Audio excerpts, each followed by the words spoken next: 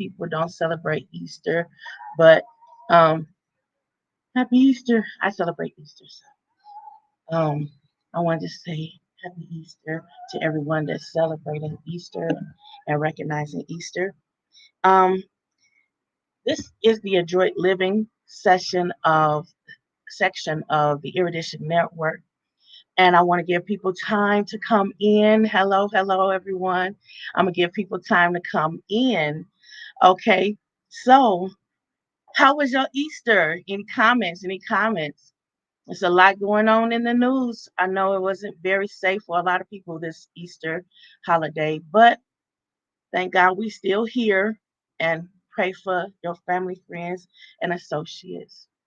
Now, uh, what I want to do is spend time helping people recognize ways that they can. Let me get back over here. Hey, how y'all doing? Recognizing their thinking, from in the box thinking to out of the box thinking. Okay, um, by pointing out diverse ways. Hey, I see some people coming in. Um, so it's a lot going on in this world. I want to give everybody a chance to come on in. Hey, Jesse, I see you in there.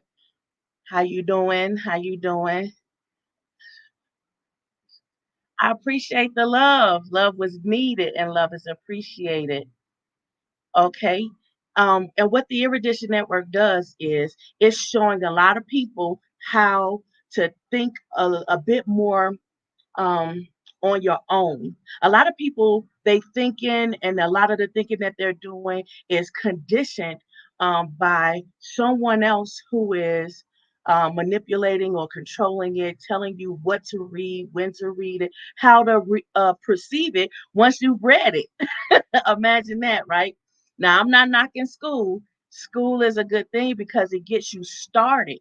It's a small part, or it's a big step to more steps. Okay.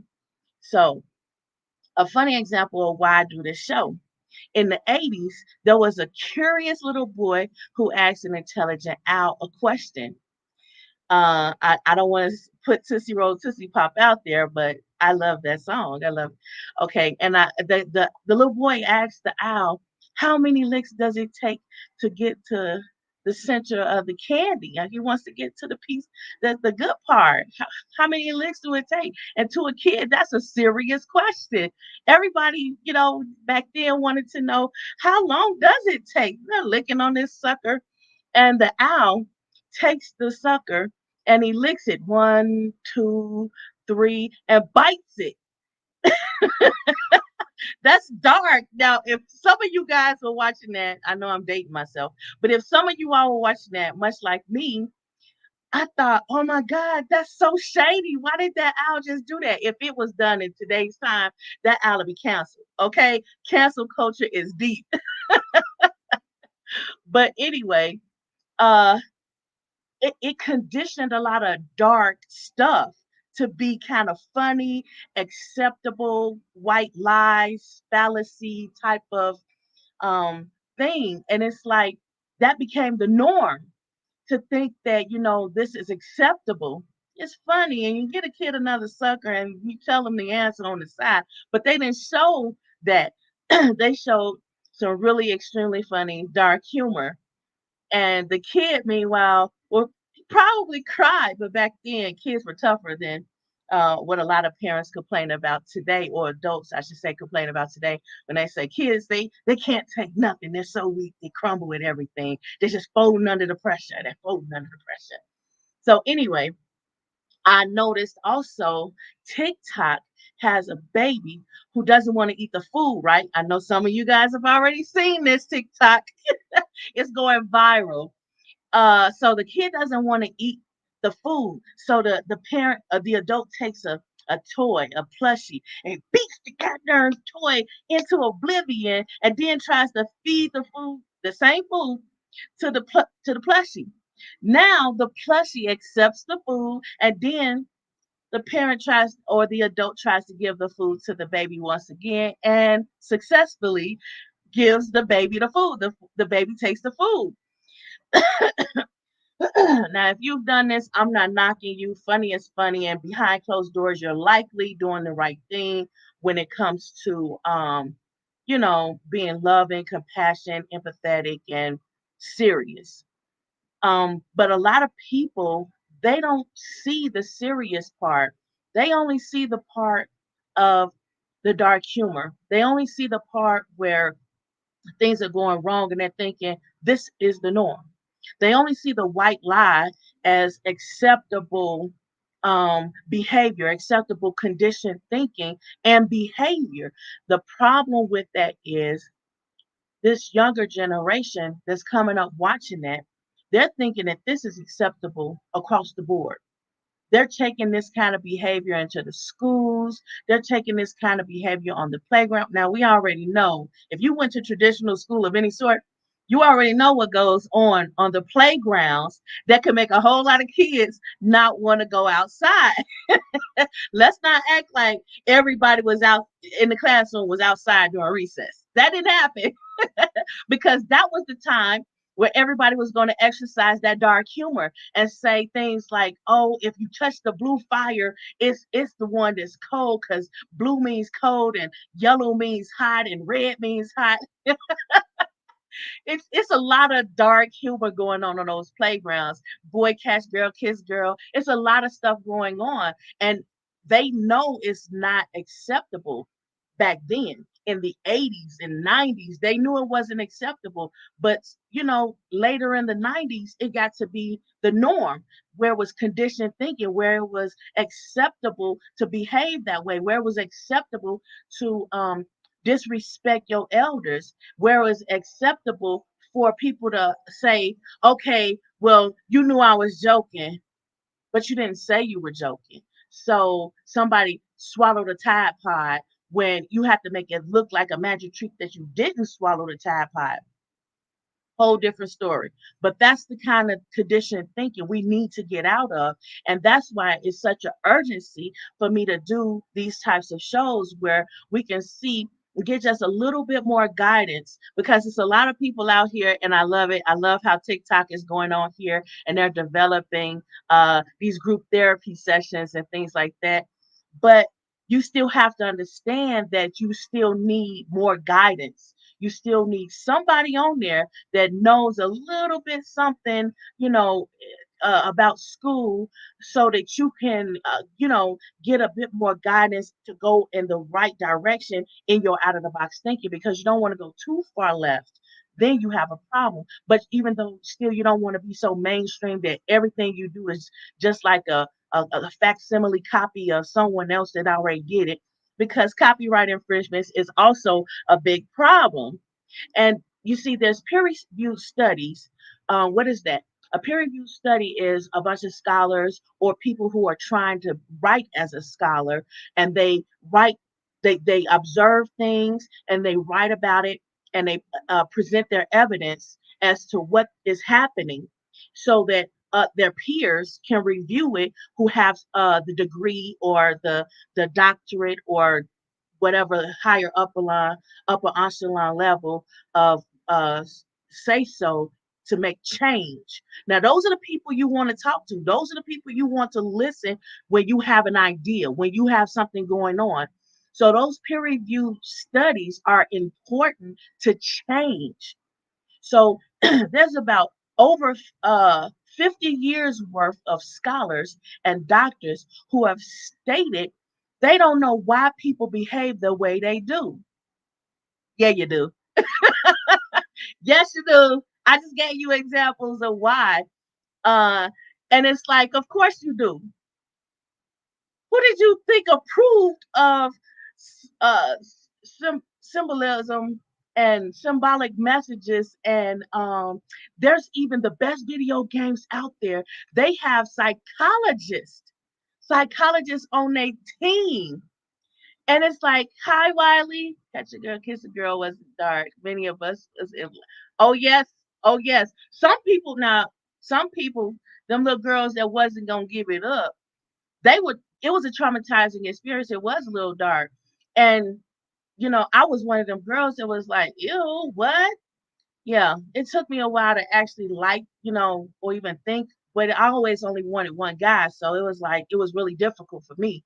So it was a bit of a, you know, issue. Some people, they not as particular as I am. So they can go out there, they can catch whoever is out there and ready and learn. And they use that as an excuse that catch a boy kiss, I'm going to catch that guy. And whether that guy wants to or not, he has to kiss that girl, and that girl has to kiss that boy. So a lot of these guys who couldn't even kiss, they kissing girls, and that same girl will go and tell another girl he can't even kiss. Oh, he's so sloppy, his tongue was everywhere, and they get a bad rap. And now it's a traumatizing experience. It's dark because it's about perspective. Now the good guy, he all everybody want to catch that guy.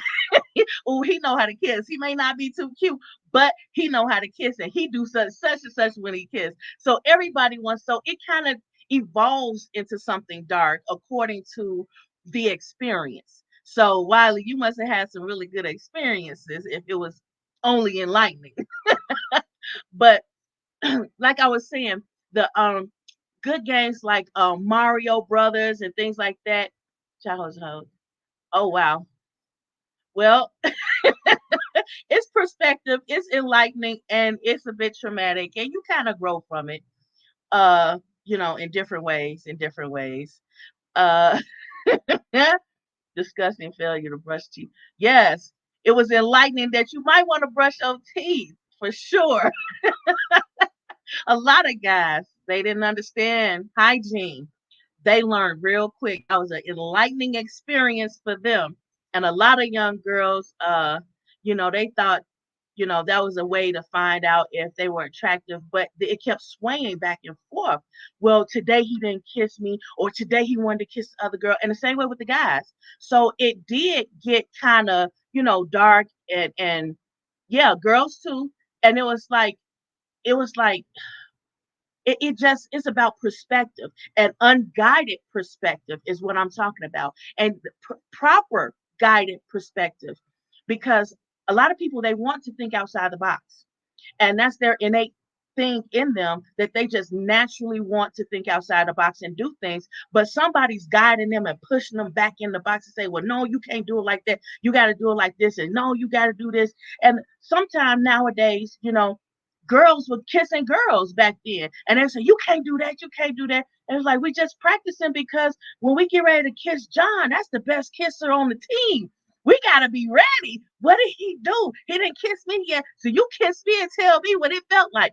Nowadays, if two girls kissing, it's a whole different story. And that's a part of the pushing the unguided out of the box thinking. You could you those people can say, well, this is why we're doing this. Somebody put a label on it. Somebody put a label on it, mislabeling it, misguiding you, and now you have a whole different experience. Just because a boy acts like a woman, but it's a woman raised him, so he has feminine characteristics. Just because a girl is kissing another girl, it doesn't mean that, right, guided perspective. It doesn't mean that she wants to kiss more girls. And it doesn't mean that just because she liked it means that she wants to keep kissing girls. It means that there was something she learned, enlightening, as Wiley would say. She was enlightened by something, and now she needs to have that guided experience to translate what's happening to what she wants to happen. Or even a boy, two boys kissing because they're like, you got that pretty girl and she got boobs. None of the girls I kiss got boobs. So now you got to tell me, what do I do with these boobs? Do I bite them? Do I flick them? There's a lot of guys out there who are going around and just flicking girls in the boob. Like, do y'all know that when girls are growing boobs, it actually hurts? You don't want, and guys, I don't know if that thing hurt when it's growing, but women's boobs hurt when it's growing. In school started at under the slide. I know, cause that you got, cause in those schools it was like no place to run, no place to hide. Actually, cause those folks is free though. Yes, they did catch girls, and we all talked about it. The boys did too. They knew, they targeted the guy and said, "Well, you hide in this spot, I'm gonna come find you." I know, because I played the game. I played the game. I might not have liked to play the game. And when they got to me, I was like, And then they had to go and find somebody else because they had a backup plan. They were gonna tell one or two, three girls where they were gonna hide, and then they're gonna find them. Find them. Yeah, you ain't find them. You told them to go there. Well, Eddie, you were very violent. It was just a game. And now I see where Teddy gets it from. But anyway, back to guided perspective. So the question is, what are you going to do to about the problem now? Because a lot of people are saying that it's to the point where all this wayward behavior is threatening to crash the economy. Can you imagine that? Well, think about it. If this unguided perspective was going on for so long,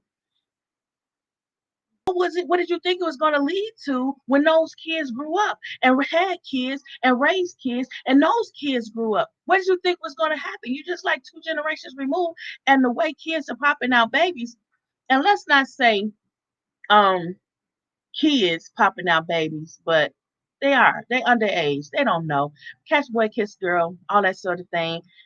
You popped out some babies because a lot of times you didn't resurface because that bundling and everything went now. Now it come to, well, what are we gonna do with these parts now that it done came up? We gotta address that now. You can't just leave the boy hanging. So anyway, and the fast girls always knew what to tell the other girls what to do. So they would always listen to that girl because she was more enlightened than everyone else, because she was more experienced. So her guided perspective was misguided, but there was still some guidance there. Now kids have the internet. They have YouTube, TikTok. They have all of these things that they can go out here and figure stuff out, piece things together themselves. But where is the guided perspective of desirable norm or desirable things we would like to normalize? How about that? You hear a lot of people complaining about how things are going, but where is the guided perspective of correction?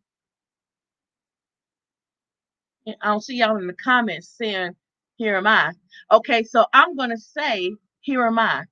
I want to say when you're on TikTok, for example, that was one of the reasons why I loved Love is Blind, because they made sure that they had, even in the first show, one of the people were a therapist, a counselor of some sort. So there was some bit of guidance there where people did have a bit more guidance, more to help them with their misguided thoughts.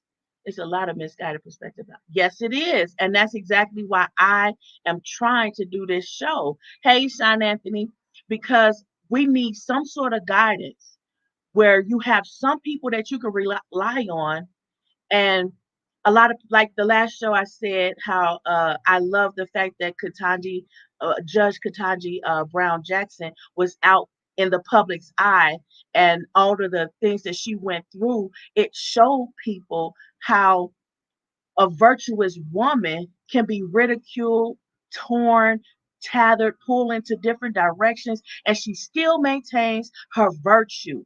She still maintains her dignity, and her responses phenomenal, phenomenal. They kept trying to make her cry. She didn't break. She didn't break, and it's hard not to break, but a lot of it comes from conditioning. She was conditioned and beat so much. All right now, Wiley, be the voice of the change you want to see, the positive change, the positive guidance. And a lot of people, they're on TikTok. So we got to cut some of these things up and slice them so they can be up on TikTok so people can have more guided perspective. It doesn't have to be me. I'm not one of those people who are a stickler for, I put the message out there. You can only get the information from me. I'm one of them type of people where I talk to the upper echelon. The upper echelon pass it down the chain of command, and everybody else can eat. So everybody's eating on that good fruit. And then if they want to say, or if they just so happen to pray and find me and stumble upon me, then they'll have that fruit directly and not diluted from whomever it was that shared the information. You see how that works? Because nobody gonna do it like I do. Nobody gonna do you Michael, like you do you. So people are looking for you in particular, that you don't have to covet somebody else. So I never worry about that. I give it to God, let God do it. Okay. Because I can't fight everybody. I go crazy. But anyway, so we don't want the economy to continue to be demolished by all of this negative behavior. And it's like, there's some scorched earthers out there, and they don't care. They don't care that, oh, we're scorching this earth as we walk out of here because, oh, we're not going to be in power. Exactly, Wiley. And they're like, well, we're old. We're not going to be in power. That's the young people's problem. That's a young people's issue. That's a young people. Let them young people do. But you broke them. You conditioned them waywardly, and you told them it's okay. And it's not okay, because it's not going to be anything left by the time it's time for them to take over. What are they taking over? They're going to have to start over. And it's a lot of them that's going to die. For example, when you don't know that touching water and electricity of any voltage at the same time can give you a shock, even if it doesn't kill you right then. Sometimes the current takes a while to work through the electricity in your body, and you go to sleep. You think you sleep. You're not sleepy. You're dying. Unless you go to the hospital, you will die, and you will not get back up, because the doctors, they have the ability to resuscitate. But that's the older doctors. What about the younger doctors? Are they being taught this way? Or are they being taught that a DNR, do not resuscitate, means don't resuscitate them under any circumstances ever? If it was your fault that that happened, you do have to resuscitate. If it was, for example, something that happened and they came in that way and they have a DNR, then you don't have to resuscitate them. But if it was your fault, you supposed to DNR. You supposed to resuscitate them. Forget that DNR, because it was your fault. They finally gonna come after you and sue you. But anyway, so guided perspective. It's a lot of people out here conditioning how people think about Bitcoin. There's even one place that's using Bitcoin as their permanent currency. It's not working well though. But y'all look at the news. I'm not here to bash Bitcoin. I'm just using that as an example. And um it's just all an example of how past things have happened and people are learning from, like the 80s commercial and things like that.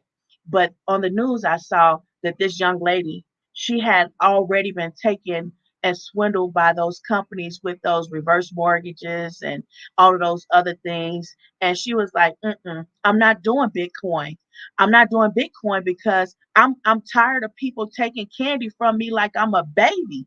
And now she done had a bulk lesson. Now it's hard to ignore a bulk lesson when you paid all of this money. She almost lost her house, her living. They couldn't live in different homes anymore. They had to all pull together and come and live in that one place and turn that situation around. And basically, everybody as individuals had to start over and build as one. So then they can, go their separate ways after the fact. She was like, I've learned, I've done that, I've been there, and I'm not starting over again. I can't do Bitcoin because I don't want to invest. And some people, they still aren't realizing school as a benefit that they were told it would be if they invested in it. And that's a good example because a lot of people are turned off from going to school, a lot of adults. And you're not an adult just because you're 18. You're an adult when you have your own ability to say, yeah, I'm going to get on this bus and I'm going to go to school and I'm going to learn and I'm going to stay in school. So a lot of people who were ditching school back when we were kids. And even if you went to the school, you weren't in class. You were in the hallway ditching class. I know I was one of them. I still graduated high school in 3 years, but a lot of my time in high school was spent in the hallways, ditching classes. Yeah, I was the cool kid. I was ditching classes, and when I was in the class, I'm telling jokes. I'm not paying attention, but I did graduate with high honors and as a scholar. But that wasn't nothing but God. And a lot of people, they're conditioned to not even turn to God. They conditioned. I was bored, so that was my problem. But a lot of people, they're not being conditioned to turn to God because you can't even say God. And back when I was in high school, I was in gospel choir, but I was in there reluctantly. It was a lot of my friends that was like, "Oh, you should join. Come on, you can sing. Come on." And I was like, I don't know. But I went on here and did it anyway. And I had to sing the audition. And I'm like, nobody told me that. So now I have to come back another day and find a song that I can sing that could, showcase how I can. I'm a high soprano. A lot of people get turned off by high sopranos. They don't want all that squeakiness. And a lot of times you got to pick the right song to audition for because high soprano is not a song that you could just sing just any song. Again, I'm digressing, going too deep into it. But the problem is misguided perspective. So my perspective was I should just go and do what my friends are telling me, but that was unguided. But when I got the guidance, I was able to step correctly. And of course I got in. So but it was awkward because they told us at first we were praying before choir rehearsal. They told us, no, y'all can't pray no more. People was getting saved on them prayers. People's lives were getting turned around. Okay. A lot of the associates that I had, they were gang affiliated. Um, they were thugs. They were hardcore. You couldn't say their name. You couldn't even say you knew them. And if anybody came up and asked you any questions, your answer was always, mm. Don't tell me that you don't have a few friends like that. Because if you did, you don't know who your friends are. If you don't have that, you don't know who they are. But if you did, again, you don't know who they are. Don't tell nobody, like Popway is saying. But we have to fully understand the problem. The question is, what are we going to do about it? Recognition is not all that there is to it. You have to do something about it. A lot of people in the lower communities, everybody except for the upper echelon, the change community, they see the problem. Okay. The reason why a lot of people in the upper echelon don't see it is because it hasn't touched them yet. It hasn't stopped their funds. It hasn't stopped their understanding and their way of life. Do you understand that? It's like, it's not my problem. Like a lot of people you hear say, when people say Black Lives Matter, or you'll hear somebody say, wait, Eddie says, concept of God when they cannot understand the concept of love. You don't even want to go there because God is love. And when you sit there and you say, "Well, I love," a lot of people can't understand that when I say, "Oh, I just love you. You're all right. You'll be okay," and you showing them that kind of love and compassion, they don't understand that everybody, all of us, we were made in God's image. That's the God in me coming out to reach the God in you and connect with you, so you can have fewer dark thoughts, so you can know somebody out there love you for nothing, for nothing. And a lot of people don't understand that concept. Books, okay, and it's like no matter how much you tell somebody that all love isn't physical love, it's not touch love, it's like they still have to experience it. All love don't want somebody to give them something. You still have to experience that. And when they experience it, they want to hold on to it. And the only way they feel like they can hold on to it is they feel like they got to um kiss you, have sex with you, give you something. And I always turn those things down because I'm trying to help them. And it's hard for me to turn down, people trying to, do things that I would like them to do, but I like it from one person. Okay. So it's like just one person. Some things it's okay to give, but kisses, mm-mm. Touching, mm-mm. Show me yours, I show you mine. I don't, I don't need Jesus coming. Yeah, you love everybody, but you don't love you gotta watch what that means. A lot of people think love means sex. Love doesn't mean sex. A lot of women, they feel in love because somebody gave them an ear. That's why a lot of men don't understand. You could cheat on your girl by telling another person too much information. Like you tell her what? You don't tell her nothing. That's between me and you. You don't go out here and talk to nobody. That's love. A lot of good loving is cooking, okay? some people, they can burn, they can cook some good food. That's good loving, baby. And just because that person cooked that food, they put their whole heart into it, and you can feel the love, you can taste it. That food tastes good, it has flavor to it. And people be like, well, man, somebody else cooked this same food and it tastes as good. That's because that's good loving. That's that person's good loving. And that person's good loving feels good, tastes good because they put their whole heart into it. That's the guy, that's the misguided perspective that a lot of people don't understand.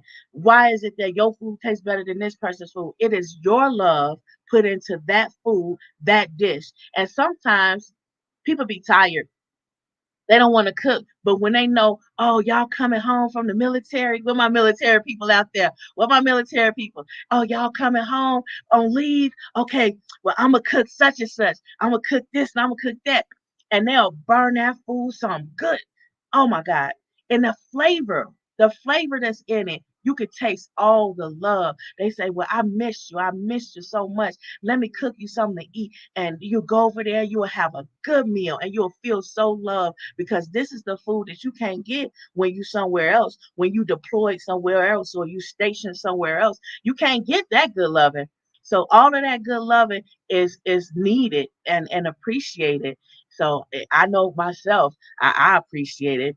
Maybe it's not sexualizing love. We can understand the facts of real love. Yeah.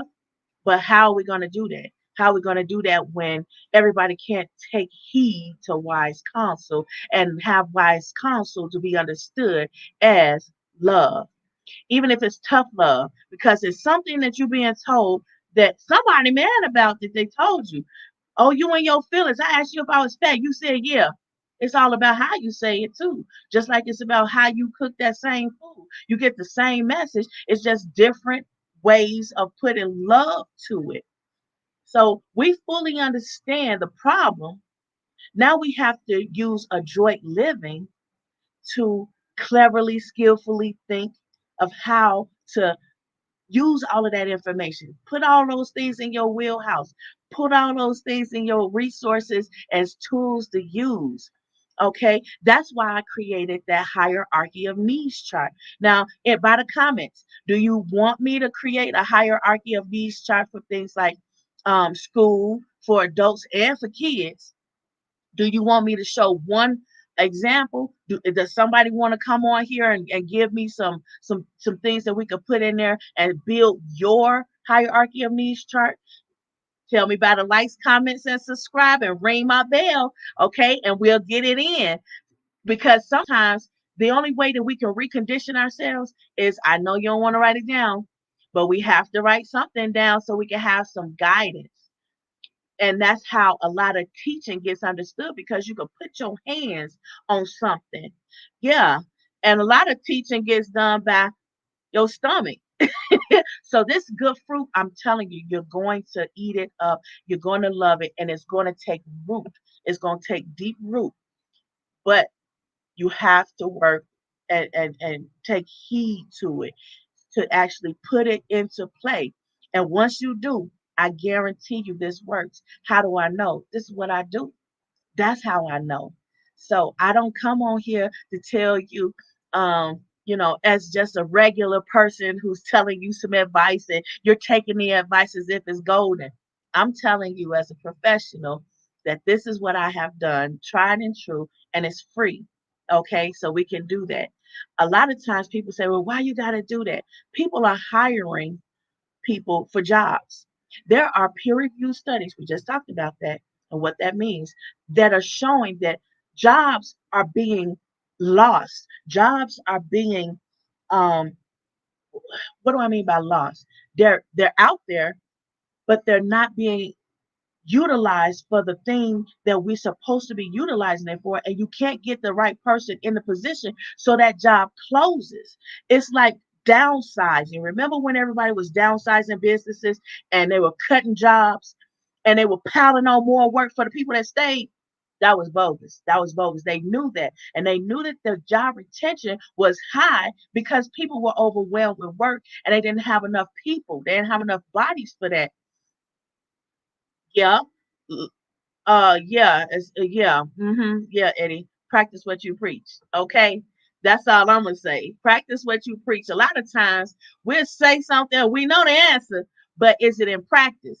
Is it in deed? Okay, yes, love can be taught by just listening and shutting up sometimes. You said it, so I would make fun of you because that's just what I do. You know that over close to 30 years, all my life together. So, boom, you know what it do. So, anyway, so the studies are showing that proper people are not being hired. So the jobs aren't getting done properly, which is leading to the economy failing. And that's needless to be said. So it's like, what are we doing about it? A lot of people are saying, I've seen a lot of teachers saying it. I've seen a lot of older people saying, and a lot of older people like, forget it. I'm dead anyway. Just count me out. Just don't talk to me. Leave me alone. Don't bother me. And they don't want to learn anything new. And that's understandable because look at what's going on. Now, the Bible says, my people will perish for the lack of knowledge. And that message is not just secluded to the Bible. There's other sources of higher learning or studying to show yourself approved that shows that that's what's going on. So we have to study to show ourselves approved, even if the study material is out of the box. A lot of times you go to school and they say, well, where you get that information from? A African American student can be in an all white school and they come to school and they so knowledgeable, and the white teacher look at the child because they all asking questions and everybody raising their hand, and the African American student get called on, and the student has some really intelligent feedback, and the teacher says, ooh, you enlightened, where'd you get that from? And they tell them a source that they read that's not the school material, not the traditional school material. And there you go. It's still study material. It's still something that you learning, even though the first step that you took to learn that was somebody in the traditional school setting said it's Black History Month, okay, or it's whatever month. And everybody's going to study different materials that they give you, but they don't say you can't study anything else. What they say is you have to study um, peer-reviewed material, peer-reviewed sources, and read very carefully when you read that peer-reviewed study, because a lot of times in the peer-reviewed studies, they will say, they will help you to understand that this is only for this particular set of of people that they study, the subjects that they study. That's only them. That does not mean that this is across the board. It's a purpose for telling you that, because the funny way they do statistics that I don't really like. But I'm not gonna try to be bashing statistics either, because you have to get into learning what that is for yourself in order to understand whether you like the way they do statistics or you disagree with the way they do statistics. I'm not here to change your perspective either way. I'm just saying, I don't appreciate the way they do and try to say that this, like the condoms idea that I gave a while ago, where they said the condoms are 99% effective. Yeah, if you throw out all the statistics of the other people who had broke on and couldn't do and all of this, and if so if you take out all of those things, then yeah, it does. So Eddie says peer review studies are only as good as the people that were vetted.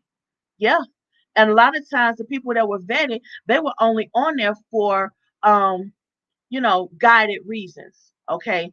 And a lot of people, I saw this one guy, he had he was a doctor, and he was on television. He became pretty big, and he had done a study in the way that his guided peers told him to write it, even though he didn't agree with it.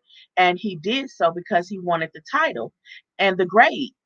And later, they threw that same paper back at that man's face. And he said, well, I didn't agree with that. And he tried to explain why he wrote it the way he did, but nobody was listening because he wrote it. So it's like, nobody care. You wrote it. Your name is on it. So you have to be careful what you put your name on. You have to. That's the next thing that I'm talking about. Protect your intellectual property by first either mailing yourself the ideas, and don't open it through the regular traditional mail, or and not or but also email yourself those ideas, because the email stamps it, dates it, and certifies it already. It's another form of mail where people have to, it's federal, so you, this is time stamping it that this was the day you had that exact idea, and this was your intellectual property. A lot of people have ideas and they just go out here and tell just any random person, and then they mad that the stuff gets stolen, and then they can't prove that it was stolen. And then they learn the hard way how to, tell other people that was my intellectual property. They just stole my stuff. Intellectual property. What is intellectual property? Your idea, your thoughts, the way you thought adroitly to figure stuff out, and you created something, you built something, and now it works, and everybody wants a piece of it. Yeah, everybody wants a piece of it because everybody see the value in it, so they try to steal it and take it from you and put their name on it, so they're the only ones that profit from it, they're the only ones that benefit from it. So you have to protect yourself by mailing it to yourself, keeping it to yourself, and don't open that mail, but you can open the email. So it can be an exact copy. Take a picture of your letter that you're going to mail to yourself, and then put it in an email or something and store it and say, this is exactly what I wrote. This is my intellectual property. I shared it with such and such and such and such. And whomever they shared it with, whoever stole my idea, that money that they made from it, that's my money. That's the money that belongs to my blood. So nobody can take that from your family or you. So you see how that works? Now that was old school knowledge translated to new school today, just now. So you have to understand how to not let people steal from you, like stealing candy from a baby, like I said earlier, because that's your intellectual property, and you want it to be used to help you. And so anyway, so you have to what did Eddie say? Um, I suggest that people read Modern Research by Jackie. Okay, that's good. Y'all reading these comments? Y'all reading these comments? These comments are good comments, and that's one of the things that Erudition Network does. It's telling you. My husband has on Thursdays at 5 o'clock CST time. He's showing a lot of people what books to read, and Eddie and I both started on social media on Facebook, and even with social interactions that we were having with other people one on one, face to face, and they would always ask, "Man, y'all got to get out there. Y'all got to get out there. Y'all got to put this information on social media. Y'all got to get this out there." Well, I did promise that when I got the time, I would do that, and now I have some time. So I'm carving out Mondays at 5 o'clock CST time, and you can always rewind. And the title of my company, that's my brand name, Adroit Living. You can research that and find me, and you can see it here and click on it here. But the objective is to think outside of the box. You have to have guidance to do that. You have to have a wise perspective, and you have to build. I'm not saying throw out all the old stuff, build on it. Don't throw it all out and start all over. Folks have to learn to think. Yes, folks have to, people, you have to, you have to have those thoughts. You have to have room to have those thoughts safely and guided. So go out there and think about, and don't be scared to share. Now you don't have to be scared to share, because I just told you how you can share safely. Share your intellectual property safely. Rewind it a little bit. Okay, now my closing question: who has solar power?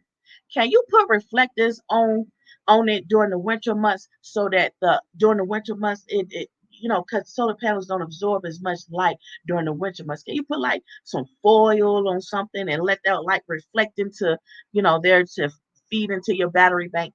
Now I'm not getting solar power without batteries, because it just doesn't make any sense.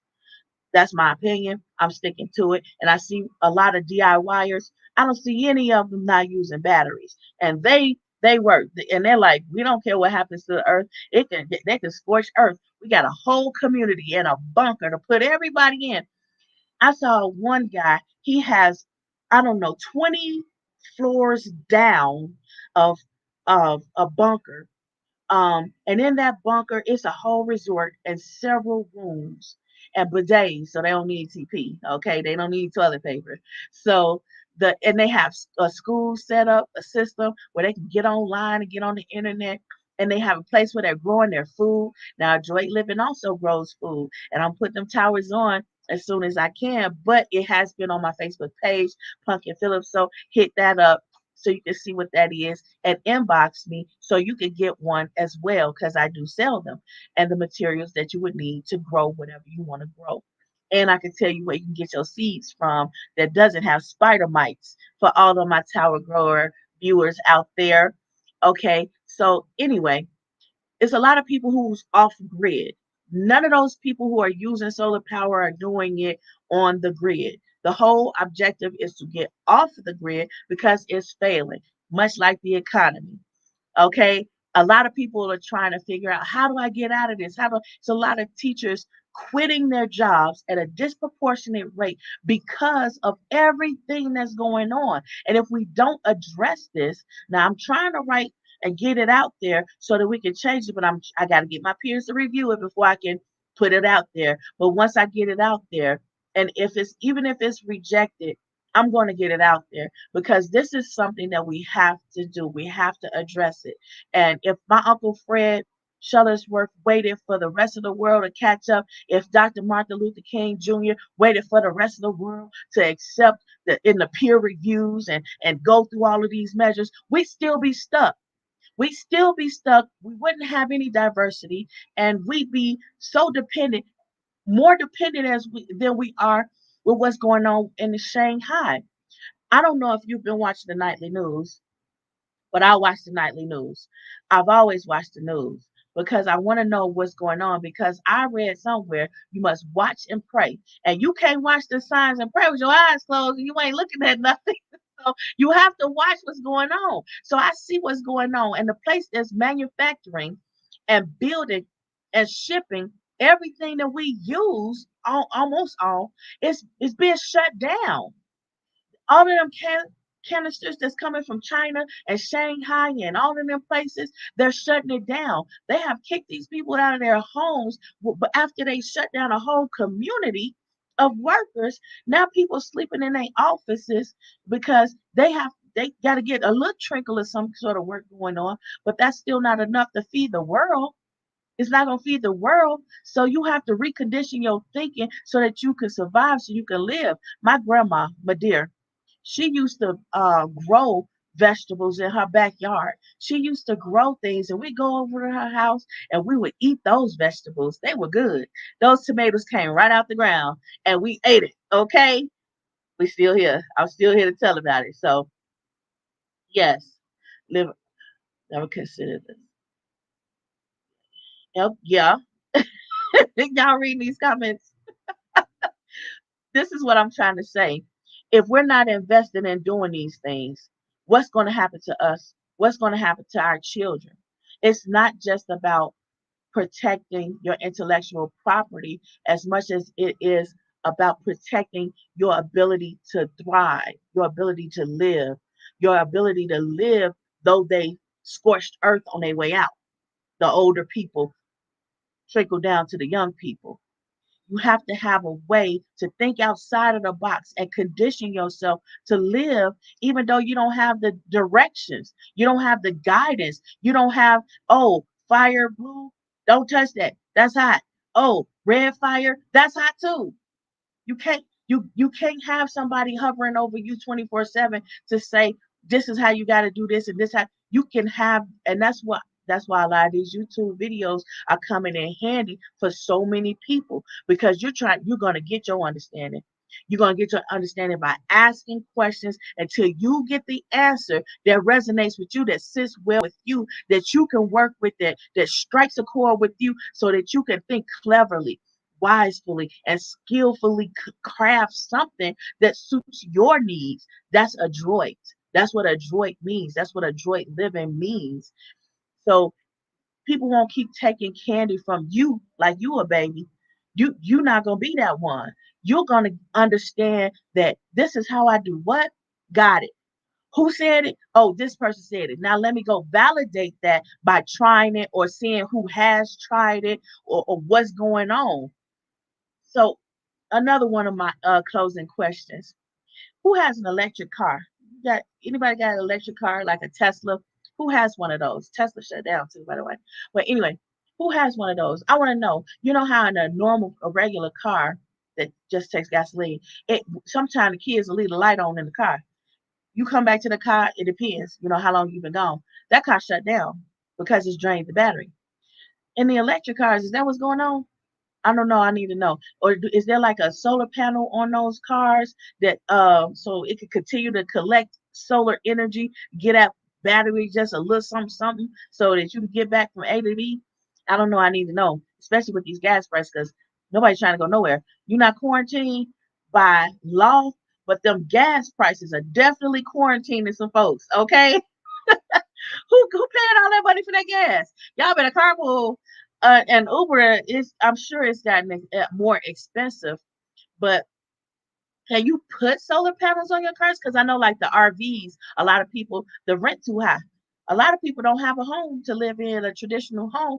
They've created a home. That's adroit living. They skillfully crafted out of school buses, all kinds of buses, vans, and sprinter trucks. They've crafted a place to live, a whole house. It has a bathroom, a shower, and everything inside of the vehicle. This is adroit living. This is adroit living. People are living outside of the box. They're thriving outside of the box because it's just too goddamn crowded in the box. It's just the rent is too goddamn high. The utilities is just too goddamn high. Everybody's like, I gotta find another way. The food costs too goddamn much. Guess what? Use the seeds. Buy some water and filter it and do what you need to do on your own to grow your own food so that you can eat a little something and you don't have to spend all of your money trying to figure out, are we going to eat today, because you grew some food.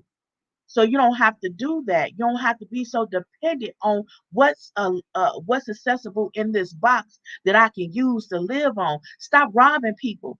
Stop. It's a lot of people robbing folks because they don't have, because they weren't taught to do anything for themselves. So now they got to go out there and steal what they can because there's no jobs out there. And a lot of people that's working, they don't know the job. So that's not helpful. So a lot of people are just doing whatever they have to do to get by. And a lot of that means being egregious and being greedy and doing things that they can avoid, the trouble that they're getting in for doing the things they are doing. So, anyway, I want to know those things about the solar stuff because I know it's a whole lot of people that want to know too. Because I'm not the only one that still has a car that runs off of just gas. And I'm sure it's a whole lot of people out here that want to know, what can we do? They kind of mentioned constant rules, but COVID slowed it down. Yeah. But it wasn't just COVID. It was already in the making that was happening.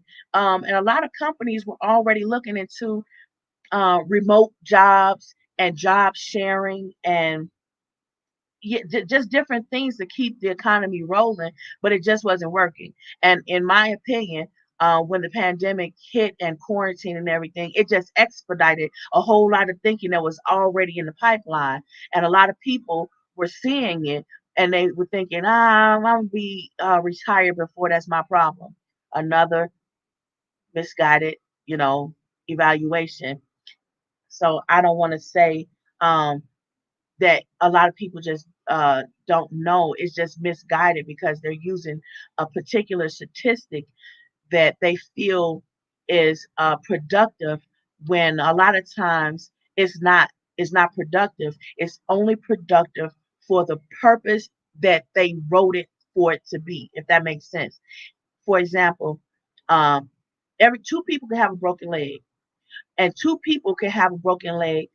You make a right foot, but the other person's left foot is broke. So can't have two left feet, two right feet. So you have to cater it. You have to cater it. Okay, so Eddie said the Erudition Network also tries to teach, okay, rudimentary level. Yes, at the very fundamental level, so everybody can understand and grab a clear understanding of how this information is helpful to you. It pushes by the need to make money. Yes, and what I'm saying about the need to make money is currency, uh, goods that are tradable goods, because money is not necessarily coin, Bitcoin. Um, it's not necessarily, you know, the money in a traditional sense that you may think of it. It's any tradable goods. For example, if I comb your hair, if I shampoo your hair, if I cut your hair real good or whatever, that's a tradable good. Now I have a skill that I can use so that I can eat. So if I say okay to the cook, I tell the cook, I set it up, I say, hey, look, I'm gonna cut your hair and I'm gonna style your hair, then I'm gonna hook up your nails, give you a pedicure, manicure. I just need a meal. I just need a meal. That's a tradable good. That's money. That's currency. Okay. So I want you to comment, like, subscribe, and share, and ring my bell. And so don't forget, because I need those likes. You know what they do. You know what the subscriptions do. And if I don't have that, it makes me work harder. We don't want me to work harder. I'll be talking about topics you don't even want to know about and things you can't use. So I want to talk about things that you can use. Like, for example, the hierarchy of needs chart. Who needs a chart about school when you have already made up in your mind you're not going? For example, there's a lot of teachers that's quitting their job at a disproportionate rate. And the teachers that's leaving their job, they're leaving it because it doesn't quite fit their hierarchy of needs. And on a very fundamental level, at the very bottom of that level, is their need to live, their need to be healthy, their need to survive. And you can't survive if you stress to death. And that is a thing. That is one of the things that's happening. These people are getting stressed literally to death. There's YouTubers out there. I don't know if I can say their name. I don't know how that works, but there's some people out there. Why I quit my job as a teacher. I quit my teaching job. Look it up. Look it up and see. And don't take what they're saying as, oh, it's nothing. You know your kids bad. You know your kids don't listen to you, barely listening to you. So you know that they're giving somebody else hell when they go to school and you're not there to listen. So let's not keep thinking in the box. Let's think outside the box, because in a minute, school won't even be a valued resource of time. So if you say you're going to school, somebody gonna say you don't have time for that. Back in the day, and that's where everything, where it's written that everything's gonna come full circle. Back in the day, people were working out in the field and they were like, you don't have time for school. You can't go to school and learn nothing. You better get out there in that field, get this crop growing. There's some bugs out here. It's some coyotes out here eating our food and using up all our resources, using up all our tradable goods. They our livelihood is going down the drain. You talking about going to school. You don't have time for that. While you have the time, let's fix it so that those people whose job it is to build the crops, to watch the crops and get these food growing, can do their job, and their job can be just as important and value as your job is going to school. Let's not go back. We can't keep going backwards for every step and leap we take forward. Okay? So next time we're going to talk, why should you never stop securing your marriage like you did when you were dating? Because people who have spent their entire life together can still get a divorce. Imagine that. So we're going to talk about that next time. And if you put it in there in the descriptions, in the comments or whatever, that you want me to build, I'm going to cover teachers on Thursdays. Okay, so watch that episode on Thursdays, everybody. Watch that Thursday episode of Erudition. Okay, so what was I saying? Oh, you have to make sure you come next Monday. And I'm going to try to come on some Thursdays too. I'm going to carve out some time on Thursday to talk about after five topics that are just a little too much for daytime TV. But we still need to know that sort of stuff. So let's ring the bell, comment, and subscribe so we can get that out there. The more you subscribe about the different topics, especially about the hierarchy of needs charts, to see how that fits you and your life and your situation, the more we can get that help going out there. So more people, because right now, what's trending right now? What do you need help with right now today that can get you started on your way? So you got to come in these comments, you got to interact with me so we can get some other people who feel like, yeah, now that's the topic I'm talking about. How do we do what are we doing with that? But right now, don't fearmonger. Just pray. All right. Until next time, I'll see you on the rewind. All right.